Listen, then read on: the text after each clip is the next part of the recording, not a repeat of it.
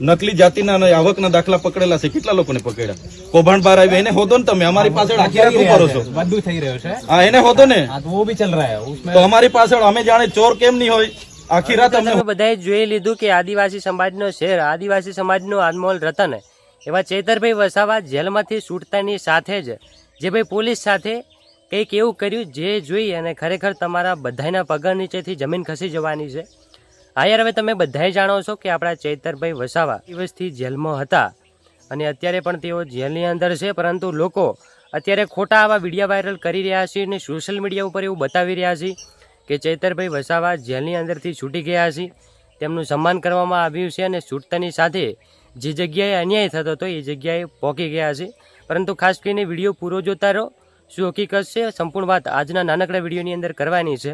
તો યાર તમને બધાને ના ખબર હોય તો કહી દઉં કે સોમવારના રોજ ચૈતરભાઈ વસાવાના જામીન હતા, પરંતુ એ જામીન નામંજૂર થયા છે, એટલા માટે હજી સુધી તેઓ જેલની અંદર છે અને આગળ સમય જશે ત્યારે ચૈતરભાઈ વસાવા માટે જે વકીલો છે એ હાઈકોર્ટ સુધી પણ જશે અને એમના માટે લડશે અને ચૈતરભાઈ વસાવાને છોડાવવાનો પૂરેપૂરો પ્રયત્ન કરી રહ્યા છે. તો અત્યારે જે આ વિડીયો વાયરલ થઈ રહ્યો છે એ વિડીયો ભલે જૂનો હોય, પરંતુ આ વિડીયો જોઈને તમને બધાને ખબર પડવી જોઈએ કે જ્યારે ચૈતરભાઈ વસાવા એ વિસ્તારના લોકો સાથે, એ વિસ્તારના ધારાસભ્ય હતા, એ જગ્યાએ હતા, ત્યારે જે જગ્યાએ ભાઈ અન્યાય થતો હતો એ જગ્યાએ કેવી રીતે પોલીસ સામે લડતા હતા અને કેવો અવાજ ઉઠાવતા હતા એ ખાસ તમે આજનો વિડીયો જોતા જો. અને ખાસ જે ચૈતરભાઈ વસાવા અત્યારે જેલની અંદર છે એ વાતથી દુઃખી તો આપણે બધાએ છીએ, પરંતુ શું કરીએ, તમે બધાએ આદિવાસી સમાજના લોકોનો સારો એવો બધાએ સપોર્ટ રહેશે તો એ જલ્દીથી જેલમાં છૂટી જશે અને બધા લોકો બને એટલો વિડીયોને વધારે શેર કરજો, જેથી કરીને બધા લોકોને જાણ થાય કે અમારા આદિવાસી સમાજના અનમોલ રતન એવા ચૈતરભાઈ વસાવાજી અત્યારે જેલની અંદર છે, એમને જલ્દીથી છોડાવવાની જરૂર છે, જેથી કરીને આવા જે ભાઈ અન્યાયો થતા હોય એમની સાથે તેઓ બોલે અને એમને અટકાવવાની કોશિશ કરે.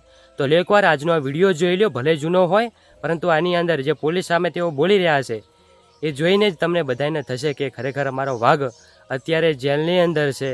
પોલીસનો ઉપયોગ ત્યાં કરો ને, કાયદો વ્યવસ્થાને શાંતિ જલાવવા માટે કરો ને યાર.